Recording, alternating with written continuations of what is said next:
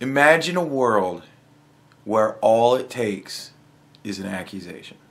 So your daughter Millie, so as we said, she's 13 years old, and between two of you, you've suffered an awful lot of loss in your life. Your wife and her mother died when she was only 4 years old. You also lost her elder sibling before she was born. So really, you two have each other. Yeah, we're very close, yeah. So you're a very close bond. And this was meant to be a Christmas present, wasn't it? Yeah, I got her it for Christmas. She's a bit of a thrill seeker, so we'd done Alton Towers and all the local theme parks, and she'd always wanted to go to Thorpe Park in London, so I got it as a Christmas gift, so she was really looking forward to it. 4 hours away from the park. Yeah, it was a 4-hour journey. So I was stopping in the theme park over the weekend, but I looked at going down when she finished school, so that we had a full day the next day. Makes sense. It was a 4.5-hour journey. So you have an overnight, have a dinner, which is what you said I managed to find a travel lodge which was about a mile away. As planned, to obviously get down there, quickly get changed, and go out for a bite to eat. And then you can be up early. And then we could be up early, and then a full day at the theme park, and then stop over again, and then another full day at the theme park. Yeah, make the most of it. Which she'd love. So when you booked the hotel, you were told at the time there was only a double bed. I booked it online. Yeah, I booked it online. Paid for it online. There was only a double bed available. So I said to my daughter, "There's only a double bed available. Do you want to go?" "Yeah, please, can we still go, Dad?" Now, to be fair, you can get a cot, like in hotels. They have like cots and shit. You say, "Hey, I got a kid. We need a cot," and they'll give you a cot. So it's not even like, a guy renting a room for him and his kid and there's only a double bed. That shouldn't even really raise a flag, because you get a cot. You know what I mean? So that's even really a negligible point, provided he gets the cot. Of course. So I booked that. At no point did it say that you needed to bring any identification or anything like that. I rung up the day before just to confirm my booking. Again, they didn't say that you needed to bring any identification. So when you arrived and you got there, initially all very helpful. Yeah, they we told got you there. A parking space down the road that you didn't have to pay for. All very nice. But then something changed. What happened? Well, I'd initially parked in the wrong place, to be honest with you, so I had to move my car. So I said, "I'll just move my car, I'll be 2 minutes." So I left my daughter in the actual reception with the bags. I said, "I'll be 2 minutes." Now, if there were anything untoward, I mean, she were happy, she were looking forward to the weekend, she'd have looked distressed, or if she shouldn't have been there, she'd have said help. But obviously, I moved my car, came back in. I would have to say the guy who initially were checking us in were lovely. He'd only been there a couple of days, and they were just about to give us the key, then the manager came up behind me and said, "Have you got any identification?" So I'm like, "Oh, right." So I got my wallet out, showed him my credit card, and he said, "Oh, I need some ID." For your daughter? Yeah, who's this? I said, "It's my daughter," as I told you when I booked it. So I showed him, I've not got my phone on me, but I showed him my phone case, which had about 5 or 6 photos on my phone case of a picture. And even the other guy, the guy had only been there a couple of days, actually turned around to him and said, he can tell it's his daughter, she's double of him. And he took no notice, so I then had to... I said, "Look," I ain't got anything. I said, "The only thing I can do is to log onto Facebook, and I can show you the page when she was 13, a picture of when she was a baby, and then turning 13. I put something on like, happy birthday. It's been a struggle, but finally a teenager." So I showed him that. He passed me the key. He went upstairs, and it was then That's kind of weird. Like, he shows him all that stuff, and I mean, dude's father, and no wife, lost another kid, so he's probably got her whole goddamn life documented on Facebook. Like, how much proof does one person need to have? But he gives him the key, so you kind of figure, well, okay, so he gave him the key, obviously you believed him, but... kind of getting kind of bubbling away, and I'm not happy how, because he told me it was company policy. So I went downstairs and asked him, "Can I see this company policy? Can I see it? Because how you made me feel then, there were people at the back of me. I'm trying to scroll down my Facebook page. How he made me feel were awful." Can you imagine that?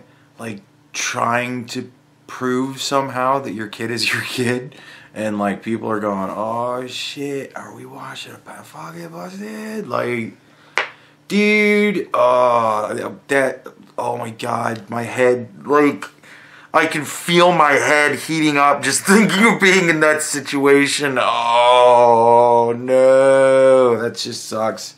Oh, that just sucks. And then it went a whole lot further. This escalated because at that point he told you that he'd contacted the police, who then very promptly arrived. And understandably, if the police get a phone call like that, they have to do their job. They have to see it through, and you understand that. I understand that, yeah. But they had questioned Millie. They called the fucking cops anyways.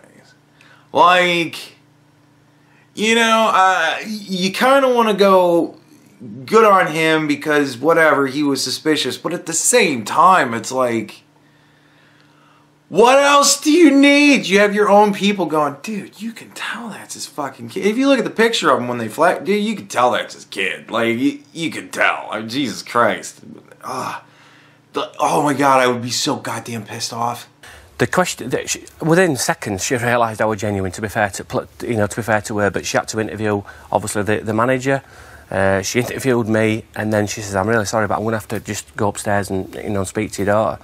She had to ask me, is it your dad? Have you got any photos? And she initially thought it was me that had rung the police, and the police lady said, "No, your dad hadn't rung the police. It was actually the hotel manager." And she was distraught. She was crying her eyes out. She wouldn't come out of the room. We were supposed to go out for the bite to eat. It totally spoiled that night. It spoiled the weekend, to be honest with you. It really did. It does seem terribly heavy-handed, but you can sort of understand the policy of that if a guy rocks up and there isn't identification, and that there should, because you can't tell what someone's motives are. I totally agree, right? And I've been reflecting on it a lot this week, and I think what should happen at the point of booking, when you go online and book it should flag up if you're underage that you need identification, that you should bring something to it, and the whole hotel industry needs to look at this. Because, if you're genuine like myself, I'll gladly bring identification. I've only got a passport or a birth certificate, but I would have brought them. If it's going to stop anything untoward happening, then it's quite simple. You flag it up, you need identification. You need to bring it at the point. Now, that seems quite simple, but I've stopped in a hotel last night, I'm not going to mention the name, and they're exactly the same. I could have booked it online, and they didn't need any identification. I think it's wrong to leave it to the staff to use their discretion, because on this case they got it wrong. They could get it wrong the other way as well. You remember what Francesca was asking? What does it mean to be a man?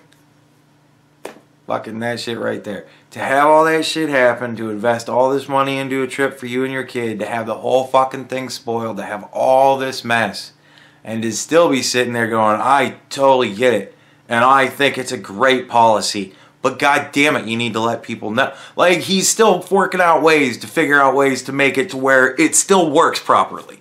You know what I mean? It still does the function that it needs to do. That's a fucking man right there. Love this guy. Well, Travelodge have issued a statement. They say, we take our responsibilities toward protecting children and vulnerable young people extremely seriously. Our colleagues are trained on current national guidelines from the NSPCC, the police and other agencies, and in the past, hotel team actions had led to successful intervention to protect young people. We deeply regret any distress or inconvenience caused to Mr. Darwell. We are undertaking a full investigation into the circumstances, and we would like to apologise to Mr. Darwell for the situation he's encountered. That's the first apology you've had, isn't it? I got an apology from head of UK operations yesterday. Actually, she rang me when I'm on the train down here, so I did get a personal apology from, and I've said, I'd like it publicly in writing. I accept that apology. Yeah, I do accept that apology, and I understand that people will get it wrong, but it doesn't have to come to that. Yeah, see, I like that guy. He's cool, but you know how it works. Gotta look at the reality of the situation.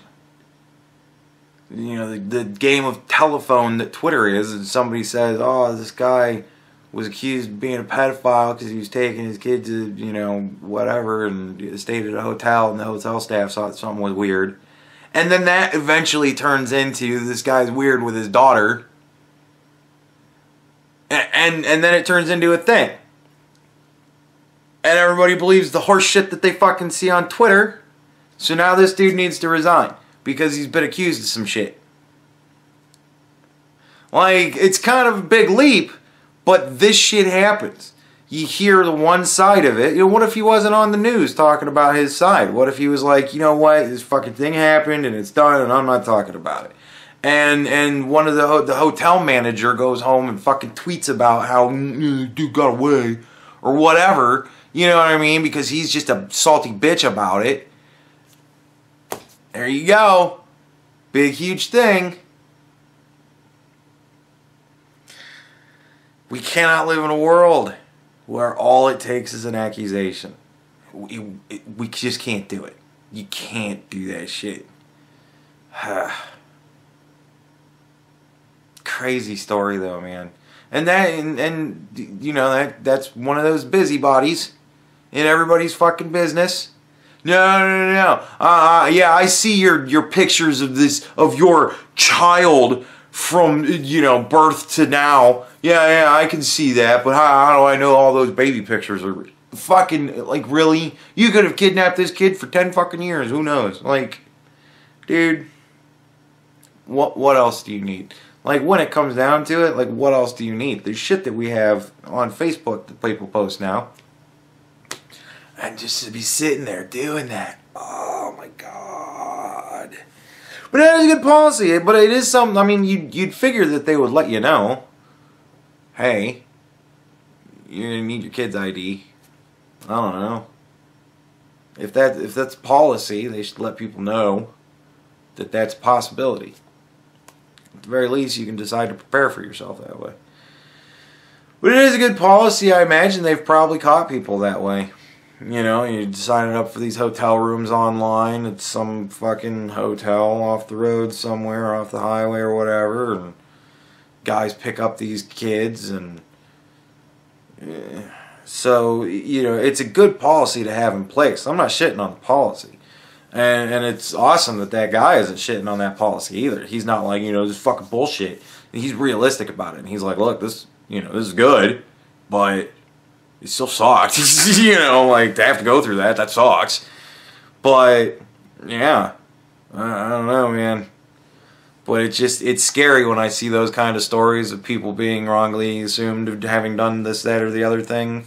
And you just think about, you know, what if the cops would have just showed up and, sorry sir, the manager says you're a pedophile, and just fucking takes his ass away? Like, could you imagine that? Oh, just the insanity of it. And it's almost like that's what they want. They want that. They want that power. These crazy people like that Senator Gillibrand. We got to get all these women into as many seats of power as we possibly can so that we could have all the power. So we could change shit to the way we want it. Like, oh, I just don't like the way you want it. Like that. And ultimately, you know, hopefully that'll never win out because, but it is scary. Like, it is scary. Had Hillary not been so goddamn full of herself, who knows what the first year of a Hillary Clinton presidency would have been like. Jesus. Probably be a lot more refugees, I'll tell you that much. A lot more people pissed off. I don't know, man. I don't know. It's just crazy. But that's why we have due process. You know, that's why you investigate. That's why you ask questions. That's why you go talk to the little girl. This is your dad. And if she's crying, yes, he's my dad, then you, okay, he's dead. You know, come on. Well, it doesn't need to be a goddamn grilling session. You can look at the both of them. In those pictures, you can look at her. You see that she got his eyes. You know what I mean? She kind of got his smile, too. So,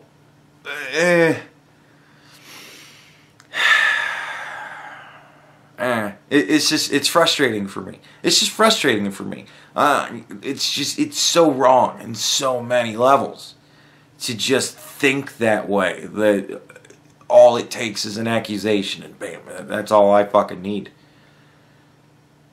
It's scary. So scary. What are we coming to?